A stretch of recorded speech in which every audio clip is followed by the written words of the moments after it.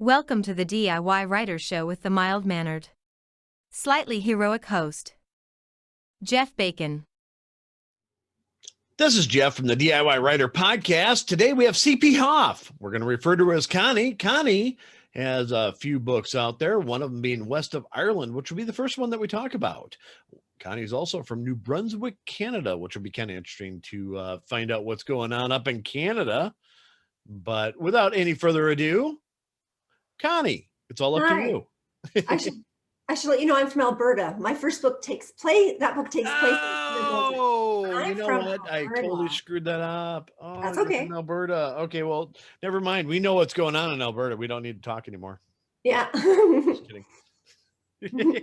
How are you doing today? I'm doing well. And you? Yeah, not too bad. Not too bad. What's the weather like up there? It is cold. Wind chill's minus 30 to minus 40 out right now. Oh, it's almost like summer down here then. It's only like 9 degrees here, so. Oh, it's pretty bitter down here. And just this week is bad. Next week gets better, so. Oh, well, good. Good. So, do you like that kind of weather? No, we have horses, so going out to feed them and you feel bad for them standing in the mold, but yeah. Yeah. I don't like that so much. Yeah, we used to I grew up on a farm in South Dakota, and you'd have cattle out there. Mm-hmm. You know, and you'd open up the barn doors and, you know, some of them would come in, some of them would just stay out there. You know, it'd be 30, 40 below with the wind chill. And, you know, they'd have ice forming on their backs and everything. It's like, would you come into the barn? But they, you know, every now and then you had to coax them in and shut them in. But, you know, for the most part, you know, the livestock kind of takes care of itself.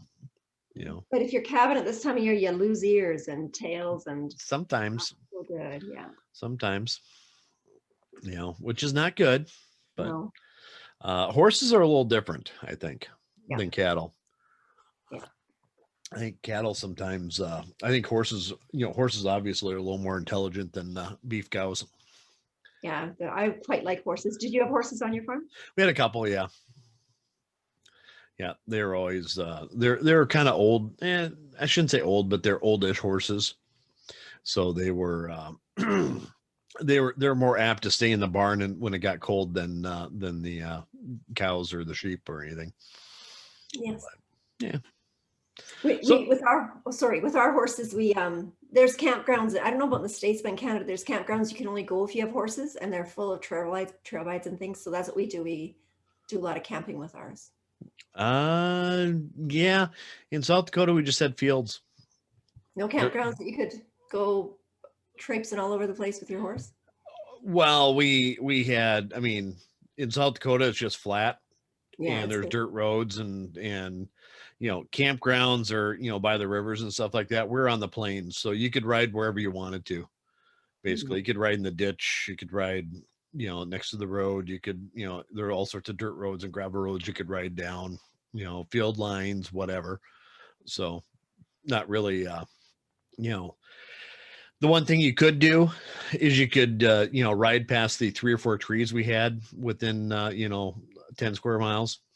Mm-hmm. That's about it. Like I said, it's just flat. You can see for miles. Some people think that's beautiful. I think it's like, yeah, I grew up there. It's not that pretty. I like trees. I do too. That's why I like Wisconsin. Around here, there's lots of trails that you can, and campgrounds that you can do that at, where it's horse and buggy. But back home, not so much. But we don't have a horse anymore. So anyway, let's talk about your book. Okay. What would you like to know? Well, West Ireland. What can you tell us about it? It's about a family who loses all their children except for one. It takes place just before the First World War. So when Mrs. O'Brien marries, she feels quite confident she'll have a big traditional Catholic family. So she promises her sister-in-law, who is a nun, one of their children will enter the church. But when all of her children die except for one, she quite changes her mind whether she wants a child to be to enter the religious orders. So it's a story about how her and her husband do everything they can to keep their daughter out of the convent. Whereas her daughter's under the impression, because all the children have died and she's been promised to the church, she's probably alive because of the promise made for her to go to the church. So she's reluctant to not follow the calling, even though she doesn't want to. Okay. And so the one thing that kind of interests me about this is I noticed that you have a couple of awards that you were nominated for in humor. Yes. So is this kind of a humorous book, or I mean, what would you say the genre is? It is humorous. I don't know what genre to call it. At one time there was a genre called picaresque, which was a genre of characters that were quirky and just a bit off kilter. And it's kind of like that. It's just the characters are quirky. It's a character driven novel and the characters are very quirky and odd. So. Okay. So she's promised to the church and they don't want their last child to go to the church. I understand that. Yeah. Yeah, I can kind of get that. So and a demanding nun. I have no idea what that's like, a demanding nun. I'm not Catholic, but my father and my grandmother were. Oh. And my grandmother was raised in a convent. So she had a lot of stories of, she didn't really care for, she left the church after her stint in the convent. So her mother died when she was 6 and her father was in prison at the time for beating her mother. So she was sent to the convent because there was no other place for them. Sure. So is this based kind of loosely on a lot of the stories that she has about that then? No, because she was in a convent school. So whereas this one, the Mary Kate is an adult when she goes. She's not a student. She's already 20. Okay. When she goes off to the convent. But no, my grandmother did it when she was from 6 until I think she was 16 when she left. Oh, really? Yeah.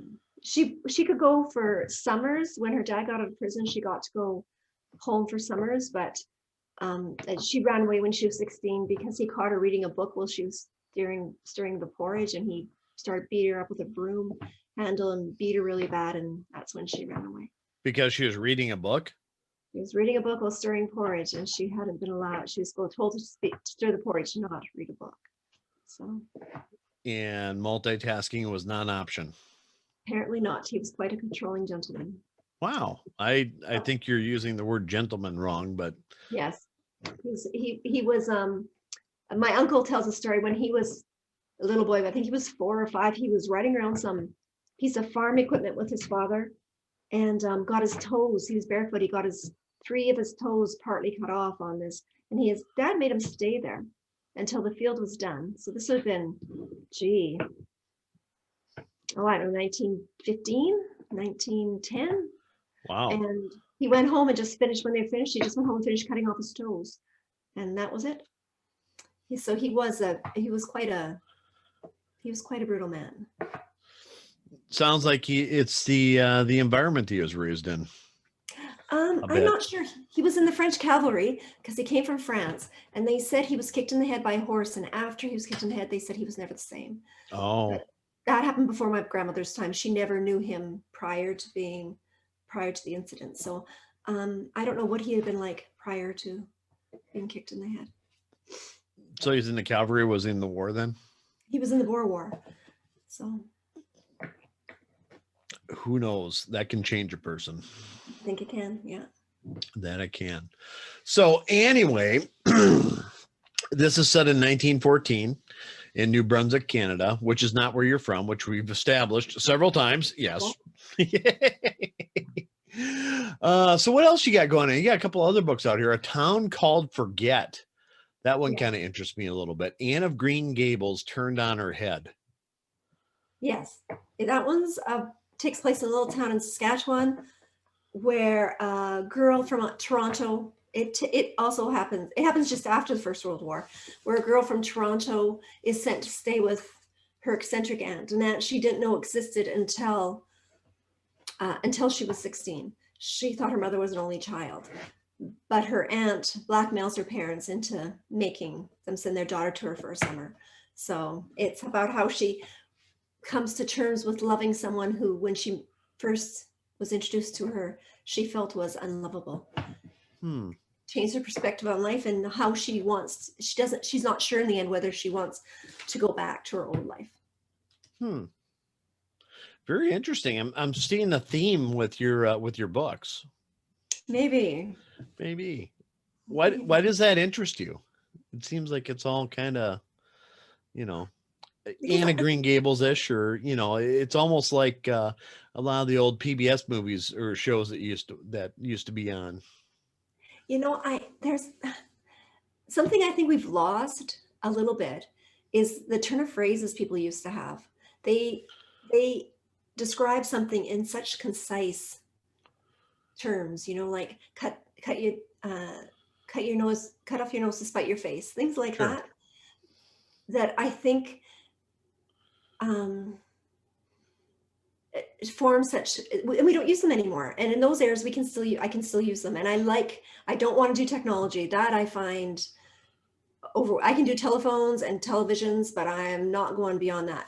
I find technology, I don't know enough about it, and I'm not current enough in it to even sound relevant. I would sound like an idiot real fast because there's so many things happening. You know what I mean? Yeah. I don't do TikTok, or I don't follow people on Twitter. So to even, I have no interest in it. So to even try to venture in those areas, it would be a failure.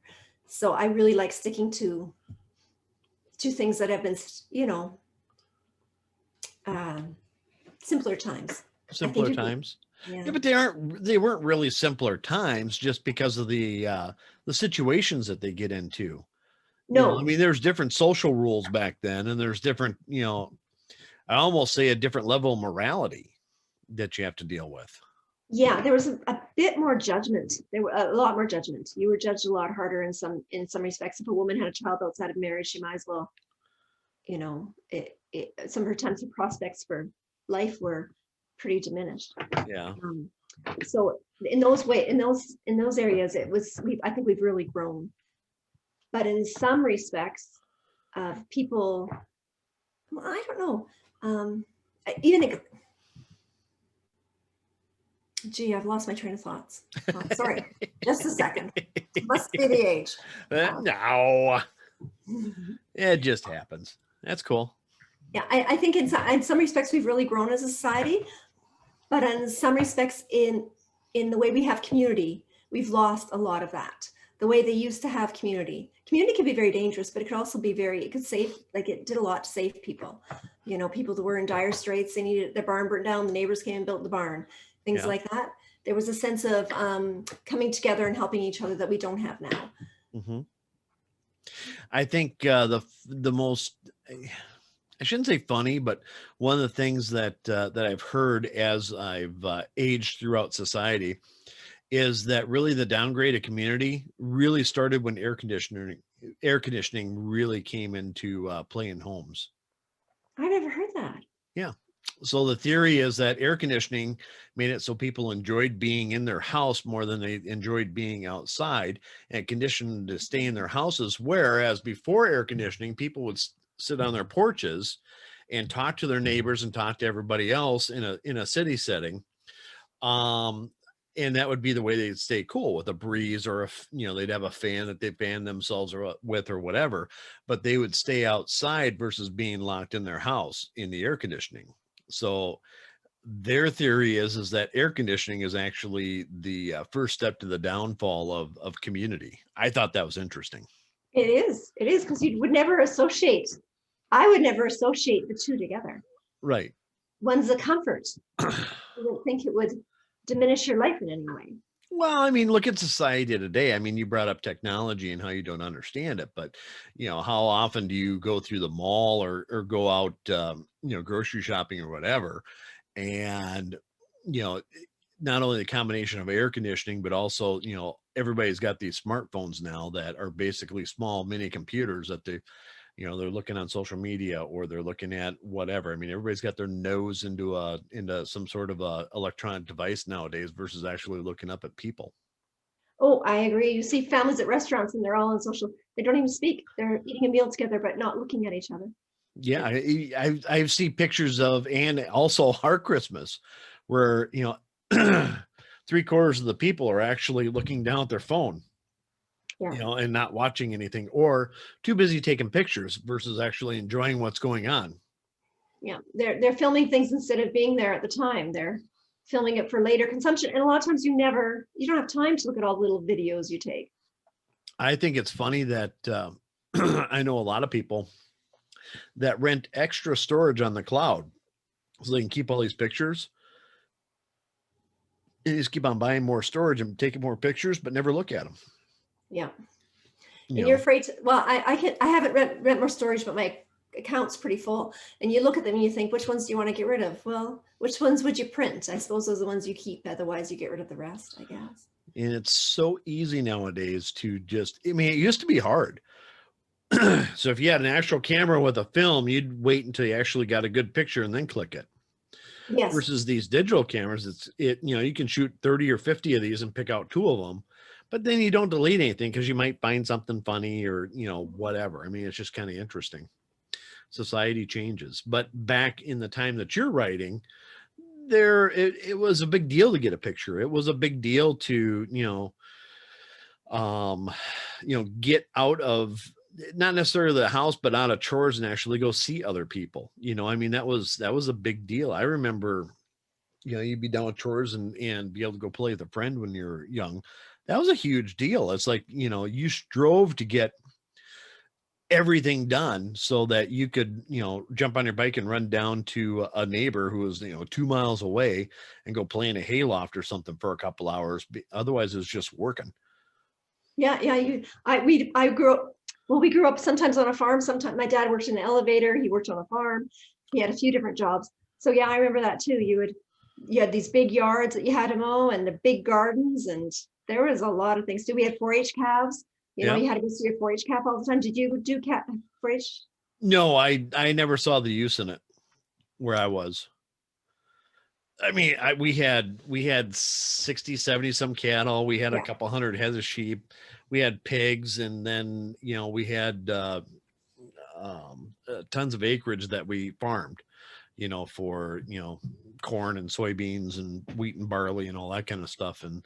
And raising a cow or something for 4-H was not anything that I had on my radar. Yeah, we did do. I did do that. I enjoyed it. It was Yeah. hard on sales day when you had to sell them, but you learned a lot about public speaking and you had to do public events. There was a lot more to it than just the cattle. Yeah. No, I was in Boy Scouts. Oh, Which okay. now is like, you know, kind of a bad thing, but, you know, back then it was kind of cool. But, Mhm. you know, that's where that was the extracurricular thing that I did, that in sports. What sports did you play? I wrestled and played football Okay. and did track. I was crap at sports. That's something I didn't do. So Yeah. 4-H was good for me. Yeah. So, but you had limited time, or I Yeah. had limited time. So I got to, you know, it wasn't like nowadays where kids, you know, they can be in, you know, 16 different things during the week, and, you know, their parents just run them from here to there, you know, and they're on different, you know, league teams and competitive teams and everything else. You got to pick your one thing to do for a time period, and that was it. You couldn't have two, you had one, and that's all you could really fit in because, you know, there's work to be done. How many kids were there in your family? Myself and then 2 younger sisters. Yeah, it makes a difference when you're living in the middle of the country and your parents have to run 3 different kids to 3 different directions. It makes it hard. Yeah. So when I got my actual driver's license to where I could have passengers, and I was 14, they were very relieved that I could just take my sisters to school. We all went to the same school. You can drive. You could drive at 14? Yeah. You didn't have to wait till you were 16. Nope. Wow. No, in fact, you could actually in the summer drive if you're 12, as long as it's a tractor or a grain truck, which is really funny. That's never, people do that on farms, but it's not legal. It's always been 14 learners, 16 drivers. Yeah. Wow, I didn't know you could do it at 12. Yeah. Yeah. You know, there's the law, and then there's what's, you know, what's done. you know, but I think I was driving tractors probably when I was 10 or 11.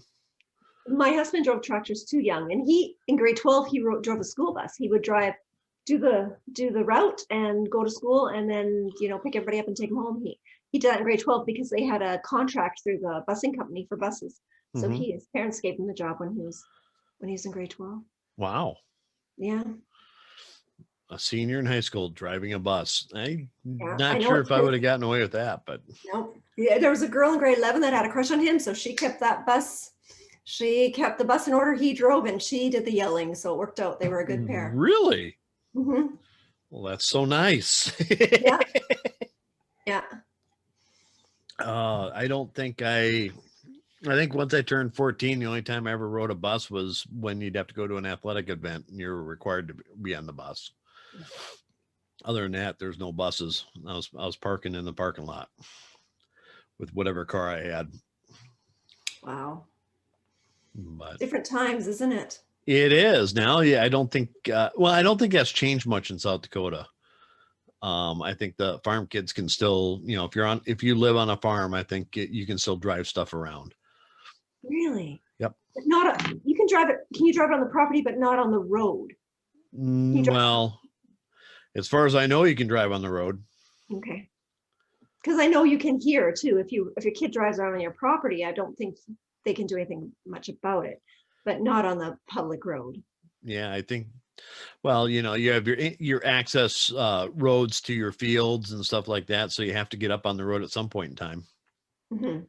You know, get down the road a mile and jump on a field or something like that. But you know, for the most part, I think you know, they may require. I actually don't know what it is now. I just know when I was growing up, it wasn't uncommon to take the grain truck into the elevator in town, which is about 5 miles away, and dump it. How old were you when you were dumping? I did that when I was 12. Really? Yep. That seems incredible to me. Yeah, you literally, I was told, don't let this go over 15 miles an hour. I was like, okay, you know, and just take it nice and slow. And, you know, and that's what we did. Did you follow the rules? Yeah, Okay. I did. I was scared as hell. You know, it's a grain truck, you know, it's not, you know, it didn't have power steering and it was a shifter, you know. And the brakes probably it wasn't power brakes either. They probably had to stand on them. Yep. Yep. And you certainly didn't want to take a corner too fast with that size of a load. No, you'd be over on your side pretty. Yeah. Quick. So, but you know, when there's only, you know, you do what you have to do. Mm-hmm. But I think the worst thing was actually when I got older, taking that grain truck and backing it up to an auger and putting it into a grain bin. Yeah, the augers are scary things. There's been so many. It wasn't the auger that scared me. It was the okay, I'm backing up, and I jump out of the truck and be like, oh damn, I'm a foot off, you know. And you wanted to be right on so you could open the end gate up all the way and let the grain get out fast enough so you get done. Oh, I was in the hospital once. Oh, I don't remember how. I think it'd be over 30 years ago. We were in the children's hospital. I was in the children's hospital with my youngest son, and he was just a baby. He had some complications, but I met a young boy at Ronald McDonald's house, and he had lost his leg in the auger. Yeah. You know, he was shoveling grain. He wasn't very old, and he slipped. Maybe he was 7 or 8, and he had lost his leg. And his dad said it was his own fault. He should have been paying attention. Mm-hmm. But they had taken the guard off the auger to go faster. And yeah, you see, my parent or my dad and my grandpa would never do that. You know, they were pretty big on safety just because, you know, they've seen too many people get wrapped up inside a baler or, you know, get something ripped off. There was one guy that lived probably about 20 miles away who stepped over a PTO shaft and had everything in his crotch ripped off, you know, and it just accidents like that. And so, you know, they were big on safety features and everything else just because, you know, they were big on keeping all their appendages. Yeah, And, yeah. There's a lot of farmers. My uncle farms in Saskatchewan. He's missing one finger and half of another. yeah, They got caught. I forget what they got caught on. yeah. So, but no, I was fairly lucky that my family was pretty good at instructing you on how to be safe around that stuff, and never trust anything that's hydraulic, because the hydraulics may fail, and so I mean, I can't complain at all. They trained me very well. Yeah, that's good. Do you miss the farm? Yes. Is it something you'd want to do? No. No. No. If I did, I'd get a hobby farm and maybe have a couple horses and have a shop where I can tinker around on stuff, but that'd be about it. I wouldn't actually go full-blown farmer. Maybe have a garden, or that'd be about it. I'd still want to do, what I do. And what besides writing, you have your writing and your podcast? And writing podcast. I have a computer consulting business that I run, and that's about it. Well, that's a lot. Yeah, it's kind of fun. So I've got some other things I'm going to start doing here in a little bit, but just make sure I'd have no time at all. Yes, that's the best way to do it, eh? Yeah, Having right, no time. right. I want to make sure I'm good and busy. Yeah. So, what else you got coming out? You've got these 2 books, and I think you've got a third one, don't you? Yeah, I have one coming out in May. The 1st of May. It's called Canterbury Tales. It's about a little girl abandoned at the hospital when she was a baby by her parents, and how she lives with her grandmother, who won't tell her why. So how she finds out. Do you know much about Canada? Not really. I know it's to the north of me. Okay, that's a good start. That's a good start. Yeah. I know it's big. It's cold. It can be. It can be, but yeah, it can be. Yeah, lots of beavers. Not so many, but not so many. Okay, well, but we still have beavers. Yeah. Okay. Bears. In Ontario in the 30s, there was a French couple who had quintuplets. They were the first surviving set of quintuplets ever born, 5 girls. And they were born in a little farmhouse, not in the hospital. They were the Dion quintuplets. And the government took them away. The doctor took them away from the parents, and they put them in this gated community, and you could pay money to go watch the little girls ride their bikes and play in the yard. And they made a lot of money off them. It was quite horrible. They had a terrible childhood. The parents took the government to court to try to get their kids back, because they didn't take them away because of abuse. There was poverty. They took them away because they were unique, and they used them for financial benefit. So this little town thinks this little girl who came from these deplorable, if the Dions could make a lot of money for Ontario, then surely that little Celia Canterbury, that came from these horrible parents and horrible circumstances, if they make her life into a comic strip and run it in the local paper, then maybe she can make some money for them. So that's what's happening with the book, how this little girl's life is written in a comic book strip. Huh. I'm just kind of shocked that Canada just took the quintuplets and put them in a gated community. They did. It's quite horrible. Canada has a few dirty things under the carpet, and that's one of them. Canada.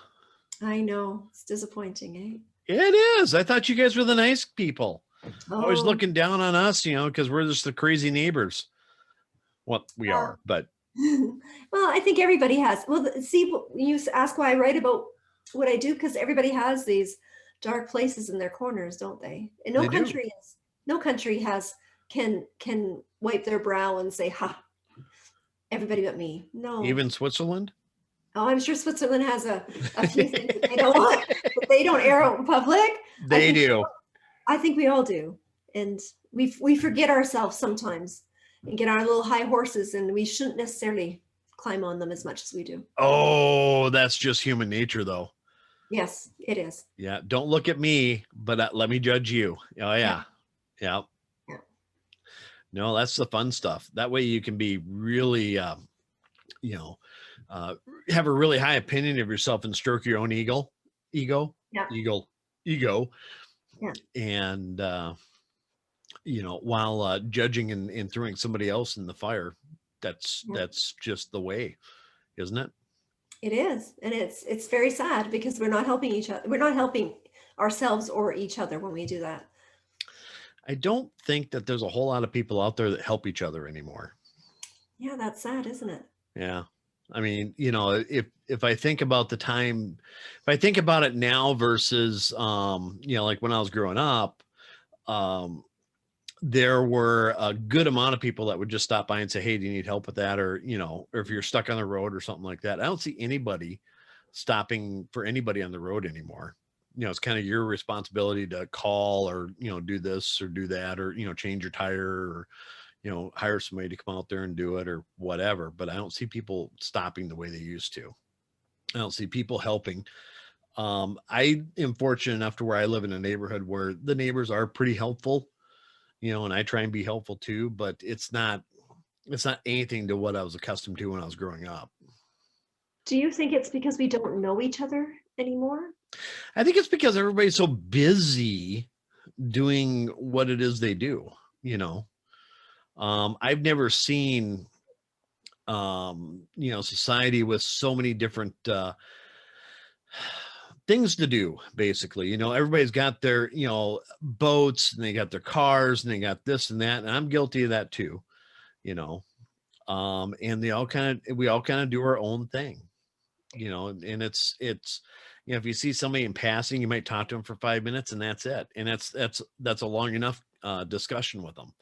And I think COVID's actually driven people further away. There's people I haven't talked to in a year, just because they're isolated and everybody's, 6 foot away and wearing the masks and everything else. And it's actually odd running into people that, because, you feel like you don't know them anymore. No. The thing is, I think we have a very low, with all the technology and everything we have, we're very lonely. We have a lonely society. People, you can't depend on people that you've never met online because you don't even really know who they are. Who they present themselves to be isn't not necessarily who they are. Right. You need to see people and know them in person. And even then, sometimes you can be duped. I mean, there are times when you can, that's not necessarily foolproof, but we need to be together. We need to be touched. We need to look in someone's eyes. Mm-hmm. And I do think it's sad. I think it's something, maybe after COVID it will change. Maybe people will realize that things need to change and we need to have more community. I don't know. I don't know. I think people are too addicted to their technology. I think if we had, if something wiped out all the technology and we went back a step, I think that would change it. But as long as we have this amount of technology and we have all the comforts that we have now, I don't think it's ever going to step back. You're probably right. So I still think it's sad. It is. It is. So you have Canterbury Tales coming up. Anything else? I see you have some other projects listed on your website. Yeah, I have some stuff for this fall, but I have a Crack in the Teacup and Coloring with Griggs coming out this fall. So, what's Coloring with Griggs? It's hard to explain. It is because I'm doing a comic book strip with Canterbury Tales. So Griggs is an old lady in Canterbury Tales who reads the comic book strip to Celia when she's not supposed to. So it's I've gotten an artist to make me all these great pictures for each chapter of the book. So I think I have in Canterbury Tales, I think I have 29 pictures. So it's a combination of the first 2 books and the pictures and the smart ass lines that go with each picture. So put in a coloring book so that you can actually, if you want to, you could change them and adapt them to whatever you want to do. Or it's almost like, and she doesn't really need style. The artist did it in a style of like Kelvin and Hobbes. So I really like, there's a lot of humor. I really am pleased with the work she did. Cool. So what's it like putting something together like that? It's a lot of fun. It really, really it's a lot of work. It is. And it's expensive because I hired my own artist, right? Right. And I bought all the copyrights to her work so I can do whatever I want with it. Cool. So So is she doing the actual panels for you? Or is she just doing the characters and then you're creating the panels and the dialogue? She's doing, I create all the dialogue. I do all the writing. She looks at each chapter because I really thought that her view on things and my view on things as a writer and as an artist would be different. So I kind of let her look at the chapters and decide what she thought were the best things for an artist to focus on. And if I didn't like it, then we talk about it, but she was pretty spot on. Like, I think only once or twice I said, can you do this? But mostly she's good. Yeah. She was a young, because of COVID, she was a young student from Montreal. She was in film school, and COVID, everything shut down. So she came back to Alberta. And so she was looking for extra work. There's so many talented people out there. You can't swing a stick without hitting somebody that you're just surprised at how good they are at something. I agree with that. So how'd you hook up with this person? I have a friend who does children's books, and it was she had the person that she had been using for her children's books had moved on, I want to say, to Pixar or something. He got a really big promotion. He was pretty good. So it was somebody that she found, and so she said, "There's this other person. Try her." Oh, so it's just through you know this person and they know that person. Oh yeah, huh? Very cool. So, Canterbury Tales is it like a graphic novel then, huh? Not really. There's a chapter and just pictures in the front of the chapter. So it's kind of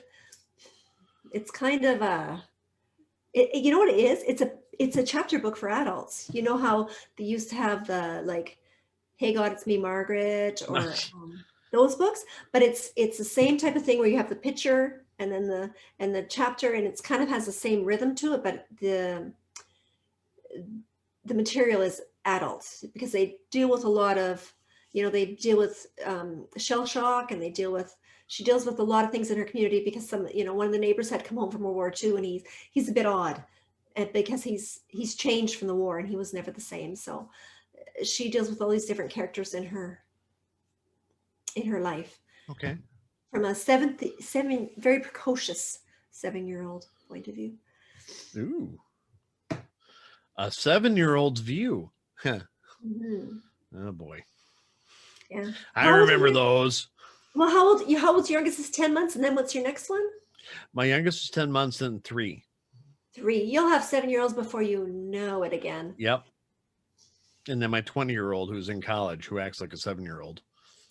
And what's your 20-year-old taking in college? Art. Art. She's an artiste. So will she do things for you for your writing? Nope. Nope, not that kind of artiste? She draws and she does all sorts of things for everybody else, but she will not help her dad. Why? I don't know. Makes you frustrated, eh? It really does. I've tried to hire her a couple times. She's like, "That's not what I want my art to be." She wants to be an art teacher, which is fine.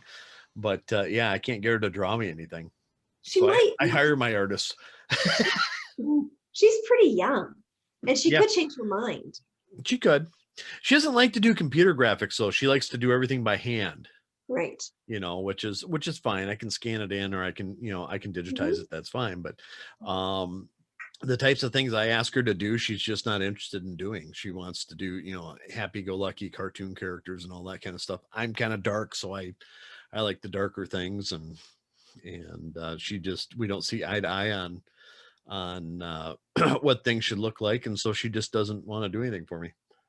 Oh, you never know. 20 is pretty young. She might change her mind. What does she like to read? Does she like to read in the same genre that you write? Nope. No, that makes a difference too. Yep. No, she used to, but now she doesn't. She's more happy-go-lucky. Well, that's not a bad place to be either. It's not a bad place to be, but a happy kid is a pretty big gift. It is. I think it is. And I don't pressure her too much to try and make me stuff, but she's into pottery right now, which is kind of fun. I bet. Yeah. But I always make fun of her because when she was in high school, she really loved pottery. She really loved doing it. And so she made this ceramic bird. And it's actually a bird whistle. Oh. And so, you have to blow through it.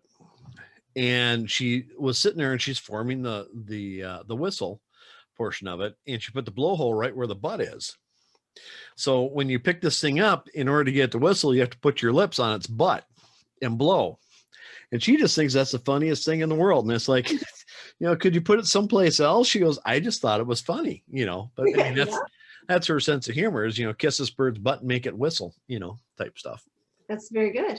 I thought it was very clever too. Her mom didn't like it too much, but that's okay. No, I think that's really cute. But That's so, good. just out of key, do you have anything else you want to tell your fans about your books or anything coming out or what's happening here? I think we covered it. I think that's it. That's it. Well, I should say that Western Ireland, I don't know if you guys, Kirkus is from the States, Kirkus Reviews. Yes. They review the library systems. It was in the Kirkus magazine for 2020. It was it touted as one of the best books of 2020. Really? Yeah. If you Google me and look at Kirkus, I've got a great review, and they have it one of the best books of 2020 and a must buy. I think must buy or should buy or something. Oh, you should have led with that. Oh, should I have? Sorry. I'm not sure. Like, what Kirkus is. Most people don't have a clue. So I might as well just tell them I bought a new pair of jeans. They just don't really care. So it's nice to know somebody knows. It's. Have you ever applied for a Kirkus review? No. Okay. No, I have a very slighted and blighted view on those types of services. Okay. As far as applying for, have somebody review my stuff or whatever. I don't know. I'm kind of a jaded corporate guy, so I always look at, okay, so if this costs me money, what's this, or what's your angle, what you doing here, and all that type of stuff. So I really try and do everything on my own, and I just throw it out there, and I don't really care if it gets reviewed or not. Do you find that works for your book sales? Like, what is the primary thing that you do to sell books? Advertise.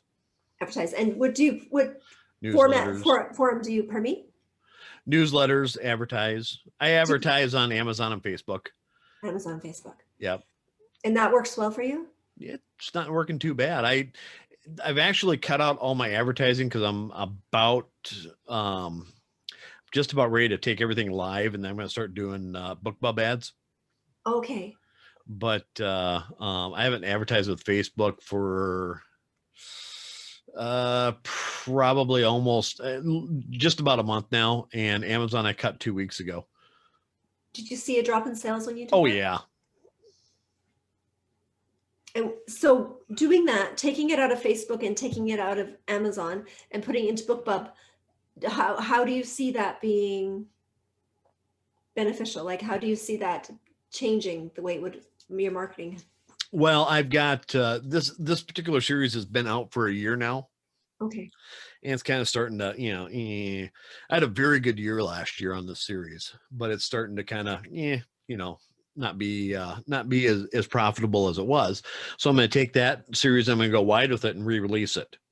Okay. And that's where the BookBub comes, maybe get a BookBub deal and that kind of stuff. Along with that, book 4 is going to be coming out. So I'm going to release that wide too. I also have another series coming out that I'm going to put on Amazon and leave that only on Amazon for a year and then do the same thing. How long does it take you to write a book? What do you mean? Well, like I haven't done anything for a year, so I've just been writing. You sound prolific. You sound like you're a very fast writer. Not as fast as a lot of people know. Okay. I just have a lot of time, I guess. I don't know, but it's not, it's not, if everything works out the way it goes, I should have, let's say maybe between 10 and 13 books out this year is what my hope is, but I haven't published one of them yet, so don't hold me to it. 10 or 13 books out this year? Yeah, that's my goal. So you must write a book a month almost? I've got a stockpile of books that I'm working through editing right now. Wow. Everything I've written, everything I wrote in 2020, and I've got one book series that'll be coming out in 2022. that I wrote, and now they're all rough drafts, and now it's time to go through them again. And I kind of went nuts there and did too many things at once, and my goal is to get through them all and try and publish as many as I can this year. That's all. You do write fast, whether you can write fast, you can write good, but you can't do all three. No. So you do, that is fast though. I think I admire people that can. I can't imagine. I only get, when I am writing, I only get probably 2,000 words a day. That's good. 2,000 to 3,000 words a day. And then I skip a couple days because I don't feel like it or whatever. And then, I'll go on another spurt where 10 days, I can write 2,000 or 3,000 words a day. I know people that write 18 to 20,000 words a day. How do they do that? I don't know. They say it's just practice, and they just sit down and do that. My problem is I've got so many other things going on that I'm kind of ADD when it comes to my writing career. But to me, I think sometimes it takes me a long time. I'm searching for a certain word or a certain feeling. And I have to sit there and stop and really think about it. Sometimes walk away and, do something else till it comes to me. I can't imagine having time to stop and think like that if I was writing 20,000 words a day.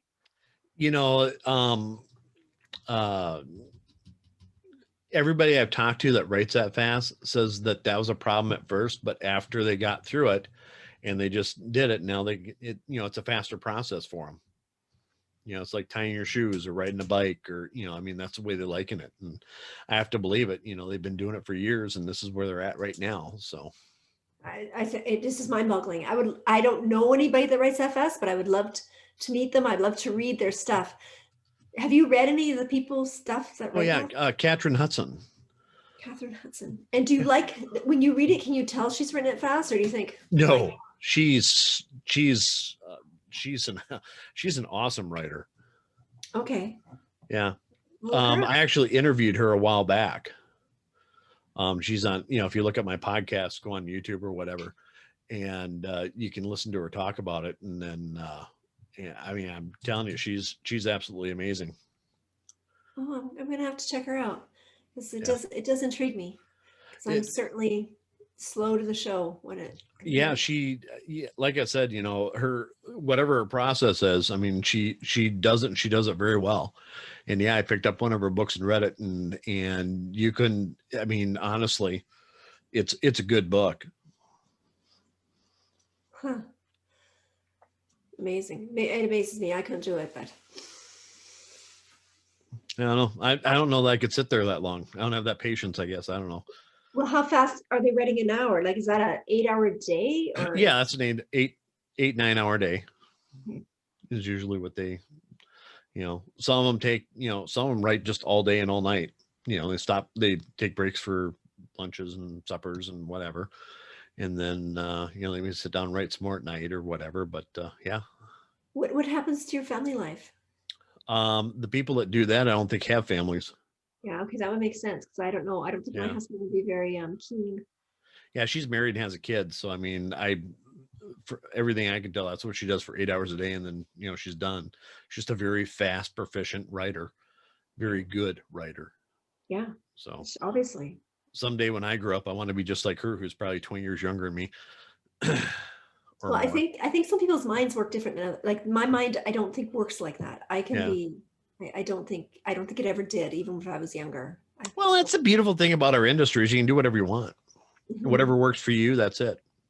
Yeah. There's no judgment. We all try and aspire to be better, but our better isn't necessarily as good as somebody else's, or it may be better than a majority. The one thing that we have over a majority of people is that we've actually published a book. Yeah, I suppose so.